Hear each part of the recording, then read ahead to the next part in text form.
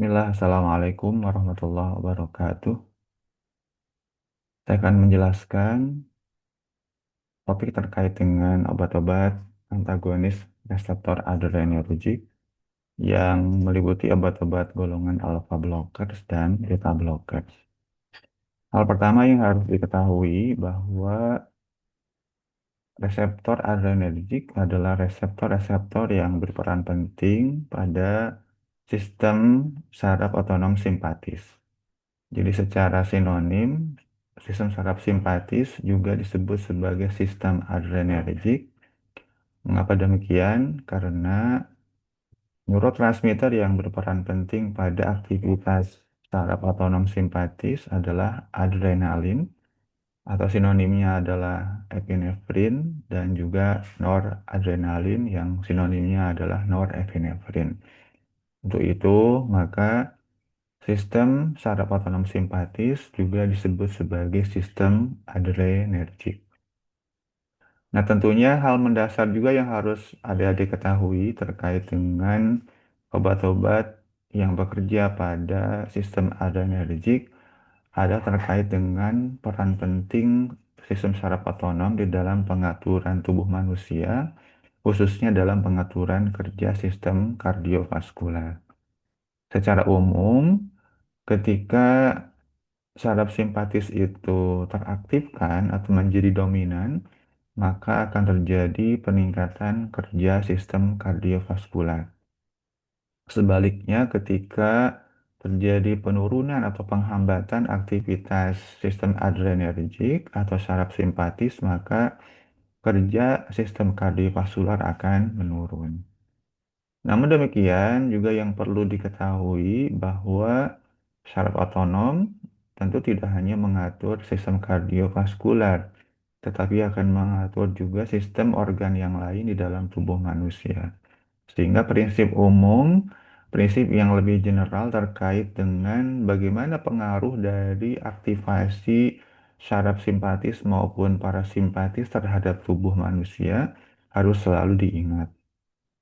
Yang mana pada prinsipnya, aktivasi atau stimulasi sistem saraf simpatis itu akan terjadi ketika tubuh pada kondisi harus siap menghadapi tantangan atau harus siap menghindari bahaya.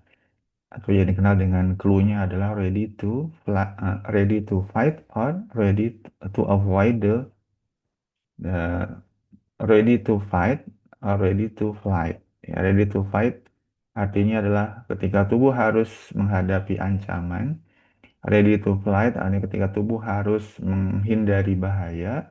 Saat itulah maka akan terjadi peningkatan atau aktivasi sistem saraf simpatis. Sedangkan ketika tubuh dalam kondisi siap beristirahat atau ketika tubuh dalam kondisi mencerna makanan, maka yang akan lebih dominan adalah sistem saraf parasimpatis. Nah, kemudian hal penting lain juga yang perlu diketahui bahwa kebanyakan kasus gangguan ataupun penyakit kardiovaskular itu terjadi karena aktivitas sistem saraf simpatis yang terlalu atau berlebihan. Sehingga itulah mengapa kemudian dikembangkan obat-obat yang bisa menghambat atau menurunkan aktivitas sistem saraf simpatis yang dikenal dengan obat-obat antagonis reseptor adrenergic. Jadi banyak obat ataupun senyawa-senyawa kimia yang memiliki aktivitas untuk mempengaruhi fungsi dari sistem saraf simpatis. Sehingga tentunya obat-obat seperti ini akan memiliki efek terhadap organ ataupun sistem organ yang dipersarafi oleh sistem saraf simpatis. Jadi di antara sistem organ yang penting yang dipersarafi oleh sistem saraf simpatis adalah sistem kardiovaskular. Dan tadi karena kebanyakan gangguan atau penyakit kardiovaskular disebabkan karena aktivitas simpatis yang terlalu dominan, maka tentunya peran obat-obat yang bisa mengantagonis reseptor adrenergik itu memiliki peran penting dalam pengobatan penyakit kardiovaskular.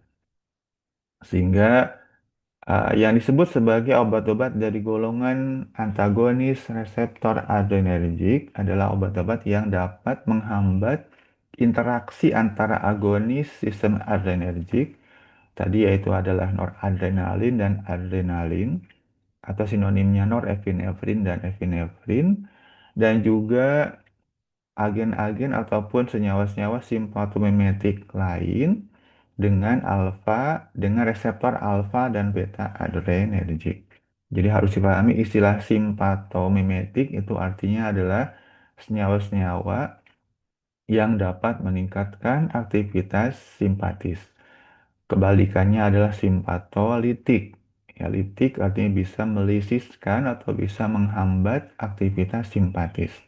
Sehingga itulah mengapa mungkin di beberapa buku ataupun referensi obat-obat yang bisa mengantagonis reseptor adrenergik juga disebut sebagai obat-obat simpatolitik dan efeknya akan menurunkan aktivitas simpatis. Nah, dilihat dari aktivitas antagonismenya, hampir seluruh obat yang memiliki efek sebagai antagonis pada reseptor adrenergik bersifat sebagai antagonis kompetitif. Ya, nanti silakan dibaca lagi apa artinya. Dan terdapat banyak perbedaan terkait dengan reseptor adrenergik. Uh, Sampai saat ini ada dua tipe reseptor yang sudah dikenal diteliti dan menjadi target obat, yaitu reseptor alfa dan reseptor beta tadi. Dan tentunya pengetahuan yang memadai terkait dengan reseptor-reseptor tersebut, terkait dengan lokasinya di mana, kemudian efek interaksi yang terjadi ketika si reseptor berikatan dengan agonis seperti apa, itu menjadi sangat penting untuk kita bisa memahami dengan lebih mudah terkait dengan aktivitas obat-obat antagonis reseptor adrenergic. Nah, ini adalah ringkasan terkait dengan lokasi berbagai tipe reseptor adrenergik di dalam tubuh manusia dan juga respon yang akan terjadi. Kalau ada diperhatikan di sini, maka nampak bahwa respons yang terjadi pada tubuh manusia ketika reseptor adrenergik berikatan dengan agonisnya. Jadi ini adalah respon ketika terjadi ikatan antara si reseptor dengan agonis, ya, yaitu tadi adrenalin dan noradrenalin atau epinefrin dan norepinefrin. Di sini terlihat bahwa seluruh respon ini adalah respon yang menyiapkan tubuh supaya siap menghadapi tantangan atau siap menghindari bahaya. Contoh yang paling mudah misalnya reseptor alfa satu yang terdapat di hati ketika berinteraksi dengan agonis, berarti kan pada saat terjadi stimulasi simpatis, maka responnya adalah glikogenolisis dan gluconeogenesis. Kalau glikogenolisis berarti kan terjadi perombakan glikogen menjadi glukosa. Gluconeogenesis berarti adalah pembentukan glukosa dari selain molekul gula. Nah, tujuannya ini apa? Tujuannya untuk meningkatkan ketersediaan glukosa di dalam darah. Ketika glukosa itu dalam darah tersedia dalam kadar yang mencukupi, berarti kan itu akan mendukung tubuh ketika harus tadi menghadapi tantangan atau menghindari bahaya. Karena dalam kondisi itu berarti kan tubuh harus siap dengan energi. Ya, jadi sel harus disuplai dengan glukosa, dengan oksigen, sehingga sel bisa kemudian menghasilkan energi untuk aktivitas yang diperlukan tadi, aktivitas menghadapi tantangan atau aktivitas menghindari bahaya. Nah, begitupun dengan reseptor alfa satu yang terdapat di otot polos pembuluh darah. Ya, ketika reseptor alfa satu yang terdapat di otot polos pembuluh darah itu berinteraksi atau berikatan dengan agonis, maka yang terjadi adalah kontraksi. Ya, kontraksi di otot polos pembuluh darah yang berarti akan terjadi vasokonstriksi. Kalau terjadi vasokonstriksi, ya berarti itu akan bisa meningkatkan tekanan darah. Tekanan darah di arteri terutama diperlukan untuk bisa mendorong darah lebih kuat ke jaringan, ya, sehingga jaringan akan mendapatkan darah lebih cepat, ya, lebih banyak. Untuk apa? Tadi untuk bisa mengirimkan oksigen dan juga nutrisi ke sel, karena sel harus memproduksi energi tadi untuk aktivitas yang berkaitan dengan menghadapi tantangan ataupun menghindari bahaya. Jadi ini harus dihafalkan lokasi-lokasi reseptor ini berada di mana saja, kemudian efek yang terjadi apa. Nah, kalau ini adalah respon yang terjadi ketika si reseptor berikatan dengan agonis, tadi kan berarti pada saat ada stimulasi simpatis, berarti respon yang terjadi ketika si reseptor berikatan dengan antagonis adalah sebaliknya. Jadi sekali lagi tolong ini nanti dihafalkan. Mungkin saya berikan contoh satu lagi, misal reseptor beta. Beta ini ada tiga subtipe, satu, dua, tiga, yang terdistribusi secara menyebar di seluruh tubuh manusia. Sebagai contoh beta satu ini adanya di miokardium, di jantung, yang mana reseptor beta satu ketika berikatan dengan agonis, maka respon yang terjadi adalah peningkatan kekuatan dan kecepatan kontraksi jantung. Ya, jadi tujuannya adalah supaya jantung memompa darah lebih kuat, lebih cepat, sehingga darah bisa lebih cepat juga, lebih banyak dialirkan, didistribusikan ke seluruh jaringan, karena jaringan sedang memerlukan oksigen dan nutrisi dalam jumlah yang lebih banyak, ya lebih cepat untuk bisa menghasilkan energi. Oke, tadi yang menarik adalah kalau ada diperhatikan terkait dengan reseptor alfa 2. Ya, alfa 2 ini terdapat di beberapa lokasi. Contohnya adalah di ujung serabut saraf simpatis. Ya, di ujung serabut saraf simpatis yang mana ketika alfa 2 berikatan dengan agonisnya, maka respon yang terjadi adalah penurunan pelepasan norepinefrin. Jadi, ini sebetulnya merupakan mekanisme untuk menyeimbangkan atau untuk menjaga agar norepinefrin itu tidak dilepaskan secara berlebihan.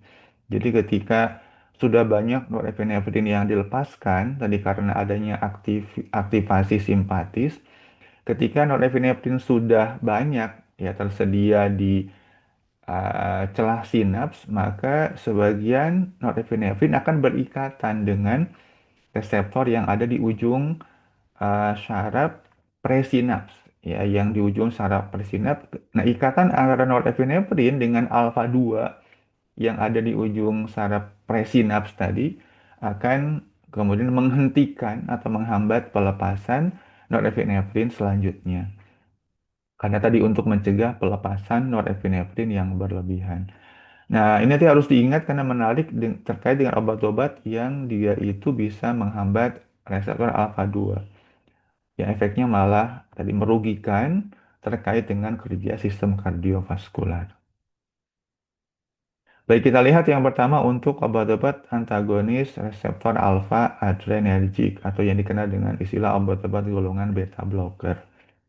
Tadi yang penting harus hafal dulu terkait dengan subtipe dari reseptor alfa, lokasinya ada di mana, dan respon yang terjadi ketika si reseptor alfa berikatan dengan agonis, dengan adrenalin dan noradrenalin, atau epinefrin dan norepinefrin, itu seperti apa saja responnya. Karena kalau itu sudah hafal, lebih mudah tadi untuk bisa ya menghafalkan, memahami bagaimana respon atau efek yang akan terjadi ketika si reseptor alfa ini berikatan dengan antagonis. Nah, tadi di antara hal yang penting untuk alfa satu ini lokasinya di antara yang penting kalau berkaitan dengan kerja kardiovaskular adalah alfa satu yang berlokasi di otot polos pembuluh darah. Yang mana alfa satu di pembuluh darah ketika berikatan dengan agonis itu akan kemudian menimbulkan efeknya kontraksi pada otot polos pembuluh darah sehingga terjadi vasokonstriksi. Nah, tadi ada pun alfa 2 itu di antara yang penting adalah yang terdapat di ujung serabut saraf eh, ujung serabut saraf presinap dari saraf simpatis. Yang mana kalau alfa 2 ini berikatan dengan reseptornya, tadi efek yang terjadi adalah penurunan pelepasan norepinefrin. Berarti bisa dibayangkan kalau alfa 2 ini berikatan dengan antagonis, berarti yang terjadi adalah peningkatan pelepasan norepinefrin. Padahal epinefrin adalah agonis dari sistem adrenergic, gitu ya. Oke, jadi terkait dengan tadi obat-obat yang bisa mengantagonis reseptor alfa, tadi bahwa obat-obat yang mengantagonis reseptor alfa itu secara umum ya efeknya akan menurunkan kerja dari sistem kardiovaskular. Dan tadi karena ada dua tipe reseptor alfa, itu alfa satu dan alfa 2, maka tentu efek dari obat-obat yang bisa mengantagonis reseptor alfa adrenergic itu juga sangat ditentukan oleh selektivitas si obat terhadap reseptor alfa satu dan alfa 2. Nah, tadi kalau interaksi antara agonis dengan alfa satu itu akan menyebabkan vasokonstriksi, maka blokade ataupun antagonis pada reseptor alfa satu, respon yang terjadi adalah vasodilatasi. Dan vasodilatasi ini mungkin terjadi atau dapat terjadi baik pada pembuluh arteri maupun pada pembuluh vena. Ketika terjadi vasodilatasi, maka tentu efek yang berikutnya terjadi adalah penurunan tekanan darah yang terjadi karena adanya penurunan resistensi perifer. Jadi diingat-ingat lagi tentang pengaturan tekanan darah. Ya, tekanan darah itu kan merupakan resultan dari dua determinan utama, yaitu cardiac output dan systemic peripheral resistance. Systemic peripheral resistance determinannya adalah pembuluh darah apakah mengalami vasokonstriksi atau vasodilatasi. Kalau vasokonstriksi berarti terjadi peningkatan sistemik peripheral resistan. Kalau vasodilatasi akan menurunkan sistemik peripheral resistan. Nah, berarti otomatis ketika terjadi vasodilatasi kemudian menurunkan sistemik peripheral resistan atau tahanan perifer secara sistemik berarti akan menurunkan tekanan darah. Nah, yang penting diperhatikan juga bahwa ketika terjadi penurunan tekanan darah yang ditimbulkan akibat menurunnya tahanan perifer secara sistemik tadi, itu bisa menstimulasi terjadinya refleks baroreseptor. Nah, ini sebuah konsep yang harusnya adik-adik sudah paham di fisiologi sistem kardiovaskular. Apa itu refleks baroreseptor? Ya, namanya dulu harus dihafalkan tuh baroreseptor. Baroreseptor itu artinya baro itu tekanan, reseptor ya reseptor. Berarti baroreseptor adalah reseptor yang peka terhadap perubahan tekanan di pembuluh darah. Nah, apa itu refleks baroreseptor? Refleks baroreseptor itu adalah suatu refleks yang bekerja untuk menjaga keseimbangan kerja sistem kardiovaskular, khususnya terkait dengan tekanan darah. Jadi tubuh itu punya suatu sensor di pembuluh darah, terutama di arteri yang disebut dengan baroreseptor, yang mana si reseptor ini akan selalu memonitor tekanan darah. Nah, dalam kondisi ketika tekanan darah itu menurun terlalu drastis, terlalu signifikan yang oleh tubuh dianggap akan membahayakan, maka si baroreseptor akan menangkap kondisi itu, kemudian mengirimkan informasi ini ke otak. Otak diberitahu ini terjadi penurunan sistemik peripheral resistance sehingga terjadi penurunan tekanan darah. Ini bahaya, kan? Sehingga otak mengolah informasi itu karena ini adalah informasinya tekanan darahnya menurun, berarti otak akan mengirimkan perintah ke jantung untuk meningkatkan kerjanya. Sehingga jantung dengan meningkatkan kerjanya diharapkan akan meningkatkan cardiac output. Ya, kalau cardiac output meningkat, berarti kan akan bisa menyeimbangi penurunan sistemik peripheral resistan. Karena tadi kan blood pressure itu ditentukan oleh dua variabel tadi. Ketika SPR-nya menurun, kemudian cardiac output-nya meningkat, berarti bisa kembali menyeimbangkan atau menormalkan tekanan darah.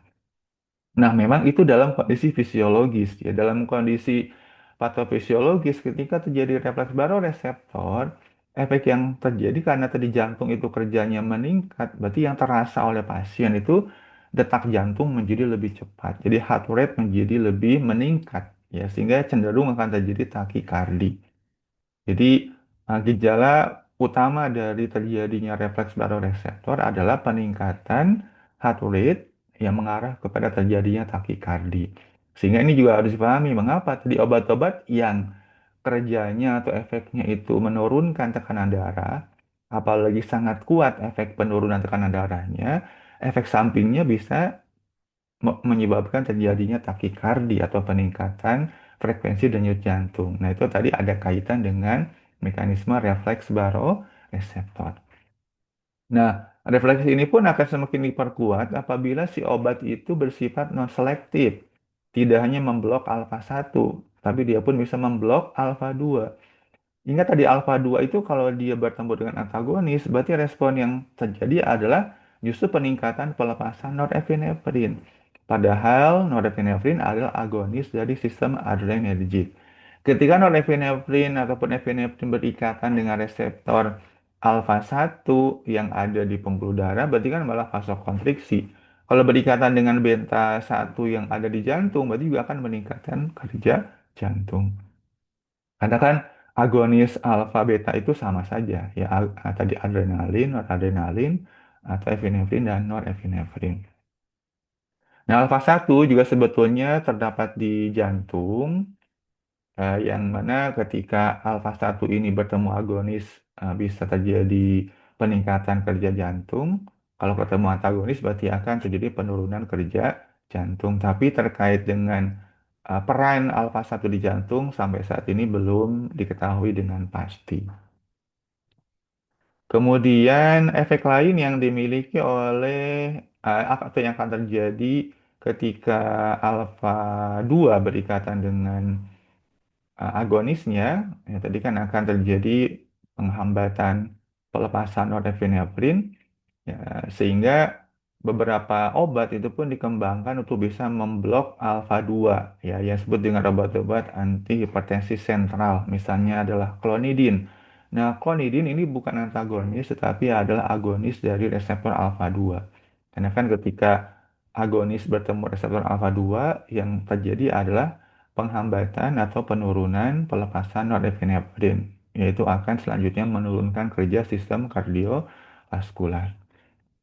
Oke, nah mungkin efek yang lain yang juga penting dari reseptor alfa adalah reseptor alfa yang terdapat di otot polos prostat. Ya, jadi di prostat tuh ada reseptor alfa juga, yang mana ketika reseptor alfa di prostat itu berikatan dengan agonis akan menyebabkan terjadinya kontraksi pada prostat, jadi cenderung akan membesar prostatnya.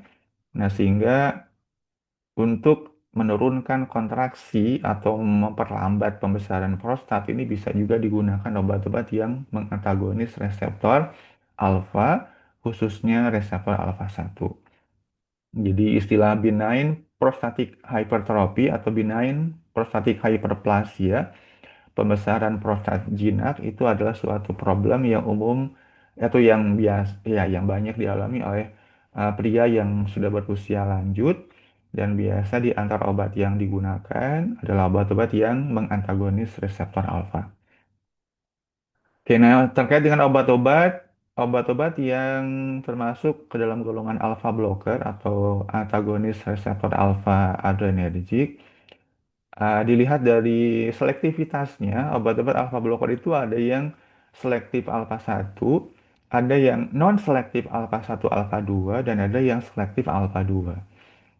Nah, ini adalah obat-obat yang non-selektif alpha satu alpha 2, yaitu phenoxybenzamin, yang merupakan suatu golongan haloalkilamin, yang mana obat ini sekarang sudah terbatas penggunaannya karena dia bersifat non-selektif. Nanti ada dia bisa mempelajari apa kerugian dari obat alpha blocker kalau dia bersifat non-selektif alpha satu alpha 2. Saat ini penggunaannya terbatas hanya untuk pengobatan pada pasien pheochromocytoma.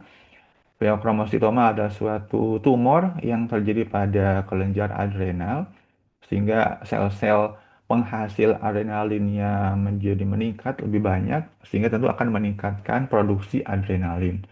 Kalau produksi adrenalinnya meningkat, berarti juga akan tadi mempengaruhi terjadi peningkatan kerja sistem kardiovaskular, kerja jantung meningkat, tekanan darah meningkat, ya sehingga diberikan obat yang bisa mengantagonis reseptor adrenergik. Nah, di antara obat yang diberikan adalah fenoxibenzamin. Nah, kenapa yang digunakan yang non selektif? Nanti dibaca di uh, bahan kuliah yang juga sudah saya bagikan. Contoh lain yang bersifat non selektif adalah fenfolamin yang ini juga sudah tidak banyak digunakan. Nah, sekarang yang banyak digunakan dari golongan alpha blocker adalah obat-obat yang selektif hanya mengantagonis reseptor alpha 1, yang mana nama-namanya memiliki sufiks osin, jadi mudah diingat prazosin, terazosin, doxazosin, alfuzosin, dan tamsulosin. Ini yang sekarang banyak digunakan. Ya kalau di Indonesia mungkin yang digunakan mayoritas prazosin terutama ya. Nah, prazosin ini merupakan prototipe dari obat-obat yang secara selektif mengantagonis reseptor alfa 1. Selektivitas prazosin terhadap alfa 1 itu diperkirakan mencapai 1.000 kali lebih kuat ya dibandingkan afinitasnya terhadap reseptor alfa 2. Jadi dia hampir tidak mempengaruhi reseptor alfa 2. Nah, terkait dengan varian reseptor alfa 1, karena alfa 1 ada beberapa varian, ada alfa 1A, alfa 1B, alfa 1D, prazosin memiliki afinitas yang kurang lebih sama terhadap seluruh varian dari reseptor alfa 1 ini. Nah, penggunaan prazosin saat ini terutama digunakan untuk hipertensi, kemudian gagal jantung, angina pectoris, termasuk untuk pengobatan pada pasien pheochromocytoma, dan juga untuk pengobatan BPH atau BPH, ya, pembesaran prostat jinak atau secara umum dikenal dengan tumor prostat.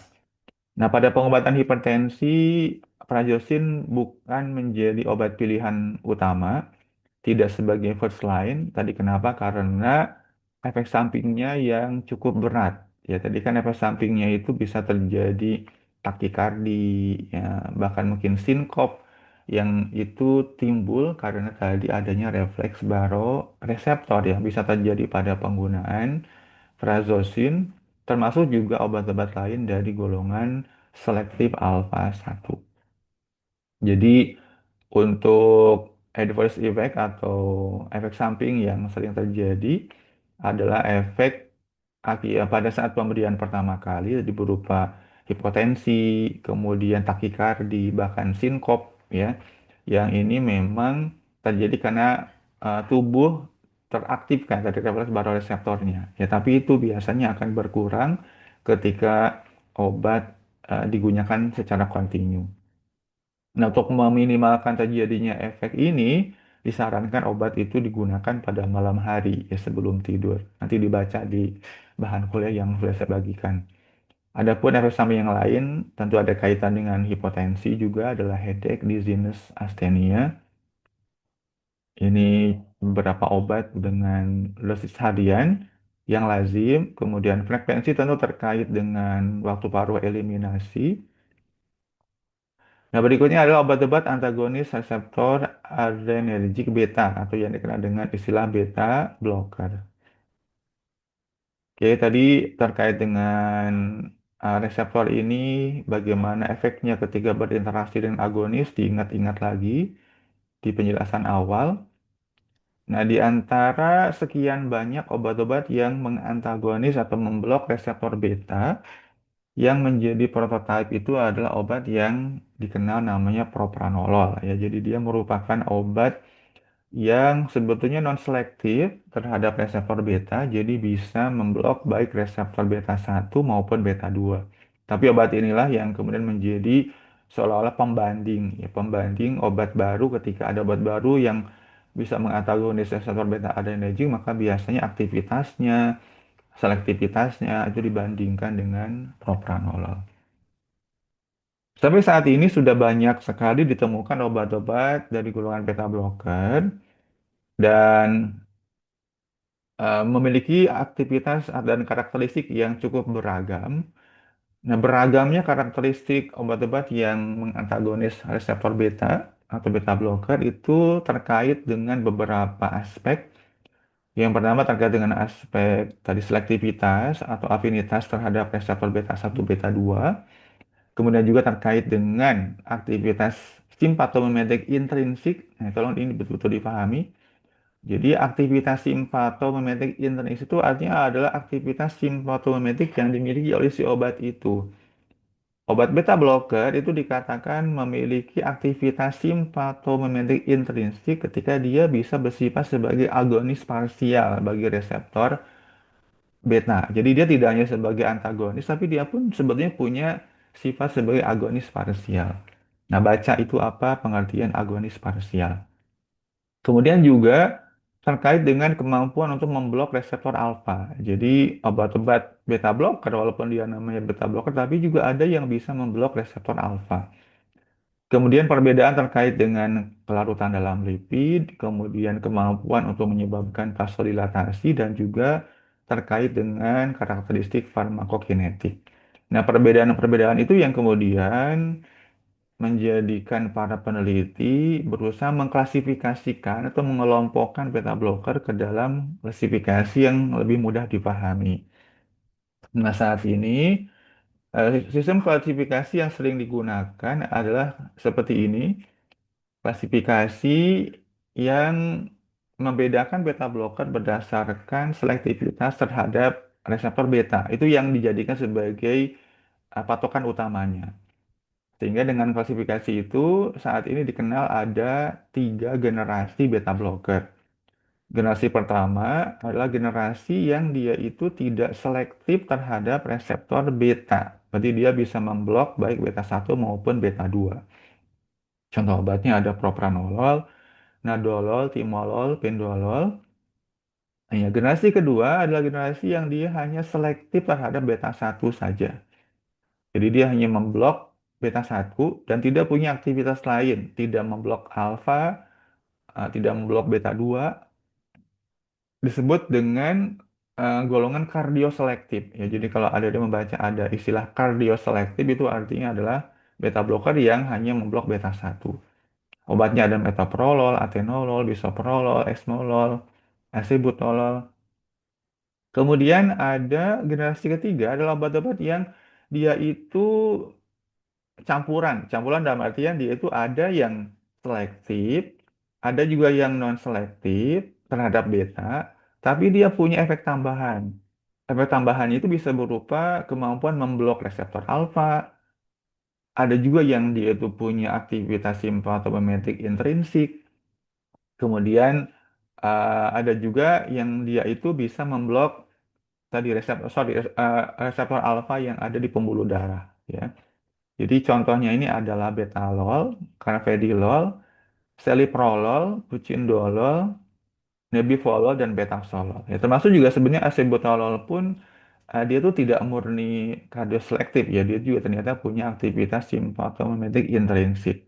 Nah, sebagai contohnya generasi 3 ini labetalol. Labetalol itu ada contoh beta blocker yang dia itu bisa memblok reseptor beta satu dan alfa satu. Jadi makanya dia nggak bisa dikelompokkan sebagai kardioselektif. Memang dia memblok hanya beta satu, tapi ternyata dia pun bisa memblok reseptor alfa, ya alfa satu yang ada di pembuluh darah. Nanti silakan dibaca di bahan kuliah yang saya bagikan. Sehingga tadi penggunaannya menjadi beragam, pertimbangan pemilihan dan penggunaan beta blocker tadi sangat tergantung dari karakteristik obat dan juga karakteristik problem medis yang dialami oleh pasien. Oke, nah tentu efek utama dari penggunaan beta blocker sesuai dengan namanya berarti dia dominannya akan memblok reseptor beta. Memang kalau terkait dengan misalnya efek yang diharapkan adalah menurunkan kerja jantung. Berarti yang paling baik adalah reseptor obat yang dia hanya selektif memblok beta satu. Berarti yang kardio selektif. Tapi sebetulnya blokade pada beta 2 juga itu menjadi menguntungkan ya karena dia bisa juga membantu untuk menyebabkan terjadinya vasodilatasi. Ya, karena beta 2 itu juga terdapat pada pembuluh darah. Oke, jadi pemberian obat-obat beta blocker ya secara singkat, jadi efek singkat atau efek yang bisa terjadi pada pemberian beta blocker di awal pemberian, misalnya pemberian propranolol sebagai tadi prototype adalah akan menurunkan curah jantung, yang cardiac output. Kenapa? Karena tadi beta satu itu kan berperan untuk terjadinya kontraksi miokardium. Ya, berarti kalau beta satu itu diblok akan terjadi penurunan kekuatan kontraksi dan juga terjadi penurunan frekuensi denyut jantung. Ya, berarti akan menurunkan cardiac output. Nah, lagi-lagi tadi tubuh itu kan akan selalu menyeimbangkan. Ya, ketika terjadi penurunan cardiac output, akan ada mekanisme kompensasi berupa terjadinya peningkatan tekanan darah, ya. Yang mana itu akan terjadi karena adanya peningkatan periferal resistan atau resistensi vaskular perifer. Dan ini terjadi karena adanya juga pemblokadean pada reseptor beta 2 yang ada di pembuluh darah. Ya, jadi sebenarnya blokade beta 2 ini juga menguntungkan sebetulnya karena blokade B2, beta 2 berarti akan menyebabkan terjadinya vasodilatasi. Hanya saja obat-obat beta blocker yang non selektif ini yang beta 1 beta 2 merugikannya itu karena beta 2 ini kan terdapat lebih banyak di banyak lokasi dalam tubuh ya termasuk di bronkus ya, di mana ketika beta 2 yang ada di bronkus itu dia mengalami blokade maka yang terjadi adalah bronkokonstriksi. Harus ingat bahwa obat-obat asma itu kan yang beta 2 agonis ya karena efeknya akan mendilatasi atau akan melebarkan bronkus. Berarti kalau antagonis beta 2 itu kebalikannya, dia akan menyempitkan bronkus, terjadi bronkokonstriksi. Makanya antagonis beta 2 ini bahayanya karena dia bisa menyebabkan penyempitan bronkus sehingga bahaya pada pasien terutama yang punya problem asma ataupun problem pernapasan yang lain. Tapi tadi kalau sebenarnya kalau pada kardiovaskular, blokade beta 2 ini malah menguntungkan. Karena selain beta satu bisa menurunkan curah jantung, eh, blo- sorry, tadi blokade beta 2 juga bisa menyebabkan terjadinya eh, vasokonstriksi, sorry, jadi malah kebalik. Sorry, sorry. Eh, Stop dulu untuk itu ya. Kemudian, nah obat-obat yang juga tadi harus diperhatikan adalah obat-obat yang dia itu tidak hanya memblok beta, tapi dia memblok alfa. Jadi beberapa contoh obat yang bisa memblok reseptor alfa adalah labetalol, carvedilol, dan bucindolol. Nah, obat ini yang memang lebih bermanfaat untuk menurunkan kerja jantung, terutama misal pada pasien gagal jantung, pada pasien dengan infak miokardium, karena selain jantung akan menurun kerjanya, blokade alfa satu juga akan menyebabkan terjadinya penurunan tahanan perifer yang itu berdampak pada menurunnya tekanan darah. Ya, pada kondisi gagal jantung itu memang pembuluh darah tuh harus dilebarkan, jantung harus ya diturunkan kerjanya ya untuk mencegah terjadinya perburukan gagal jantung. Termasuk pada pasien dengan infak miokardium. Ya, kalau infak miokardium itu memang jantung harus betul-betul kerjanya dijaga, jangan sampai terjadi peningkatan. Karena adanya peningkatan kerja jantung itu akan mencetuskan kembali terjadinya serangan jantung, yaitu minimal gejalanya berupa terjadinya nyeri dada di bagian dada sebelah kiri. Oke, jadi obat-obat yang antagonis reseptor beta juga memiliki efek yang signifikan terhadap ritme jantung maupun otomatisitas pembangkitan impuls listrik di jantung. Jadi secara detail, antagonisme pada reseptor beta, terutama yang beta satu di jantung, itu bisa menurunkan kecepatan pembangkitan impuls listrik di nodus SA, juga menurunkan kecepatan depolarisasi pada pacemaker ektopik. Pacemaker ektopik itu artinya adalah pacemaker di luar nodus SA. Jadi sebetulnya seluruh sel di miokardium itu punya kemampuan untuk membangkitkan impuls listrik. Tetapi yang utamanya adalah nodus SA. Nah, kalau nodus SA ini sudah rusak, bisa jadi impuls listrik akan dibangkitkan oleh bagian lain di jantung yang disebut sebagai ectopic pacemaker. Ya, jadi seperti kehamilan ektopik. Ya, kehamilan ektopik itu berarti kehamilan di luar rahim. Kan harusnya di rahim. Kalau di luar rahim disebutnya ektopik. Nah, begitu pun dengan impuls listrik di jantung. Harusnya dibangkitkan oleh nodus SA. Kalau tidak oleh nodus SA disebut dengan pembangkit impuls listrik ektopik. Ya, dan ini tentu akan sangat berbeda karakteristiknya dibandingkan impuls listrik yang dibangkitkan di nodus SA. Begitupun dengan nodus AV, ya akan terjadi perlambatan konduksi di nodus AV, sehingga tentu tadi akan memperlambat penyebaran impuls listrik ke seluruh miokardium di ventricle, termasuk juga akan meningkatkan periode refraktori. Periode antar kontraksi itu akan menjadi lebih lama, ya, sehingga itu tadi akan menurunkan frekuensi denyut jantung, ya akan juga menurunkan kontraksi otot jantung. Oke, kemudian yang penting lagi, nah ini adalah terkait dengan aktivitas lain. Tadi ingat bahwa beta satu itu kan juga ada di ginjal ya, di sel-sel juxtaglomerulus. Yang mana tadi ketika beta satu bertemu dengan agonis akan terjadi peningkatan pelepasan renin oleh sel-sel juxta, berarti ketika beta satu bertemu antagonis akan terjadi penurunan pelepasan renin oleh sel-sel juxta. Nah, pelepasan renin yang menurun ini juga bermanfaat untuk menurunkan tekanan darah. Ya, karena renin kan berperan pada proses konversi atau perubahan angiotensinogen menjadi angiotensin satu, yang ujung-ujungnya akan kemudian terbentuk angiotensin 2 yang efek fisiologisnya adalah terjadinya peningkatan tekanan darah dan juga terjadinya uh, pembesaran pada otot jantung. Nanti ini silakan dibaca terkait dengan peran renin. Oke, kemudian efek lain yang dimiliki oleh senyawa-senyawa beta blocker ataupun antagonis reseptor beta adrenergic adalah efek terkait dengan metabolisme berbagai senyawa biologis, terutama adalah karbohidrat dan lipid. Jadi tadi dilihat lagi di daftar tabel yang pertama tadi, yang menunjukkan bahwa ketika reseptor beta berikatan dengan agonis, di antaranya akan terjadi uh, penurunan pelepasan apa tadi? Ya kalau akan terjadi peristiwa glikogenolisis dan gluconeogenesis, berarti akan terjadi peningkatan pelepasan glukagon dan akan terjadi penurunan pelepasan insulin, gitu kan ya. Nah, berarti tinggal dibalik saja. Berarti kalau antagonis, ya berarti dia itu akan menurunkan produksi glukosa, yang akan menghambat glikogenolisis, akan menghambat gluconeogenesis. Yang intinya berarti pada pasien yang dia itu menggunakan beta blocker ada risiko terjadi hipoglikemia. Ya, karena tadi akan terjadi penghambatan glikogenolisis dan juga penghambatan gluconeogenesis, ya.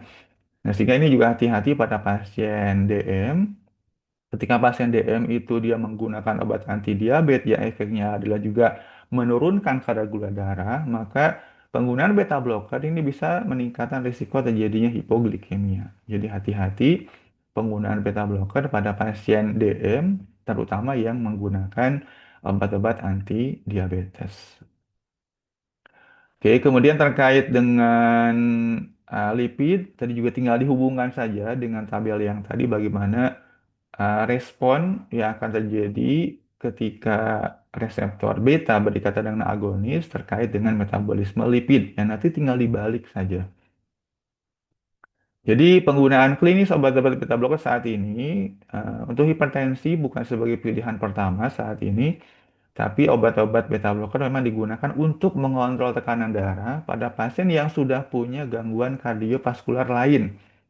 Jadi misal ketika pasiennya itu hipertensi dan dia memang gagal jantung, hipertensi dan juga dia sudah punya riwayat infak miokardium, maka memang pilihan pertamanya obat dari golongan beta blocker, terutama beta blocker yang kardioselektif atau yang kardioselektif dengan efek tambahan tadi bisa memblok reseptor alfa 1. Jadi misalnya yang digunakan itu adalah carvedilol, kemudian bisoprolol, ya.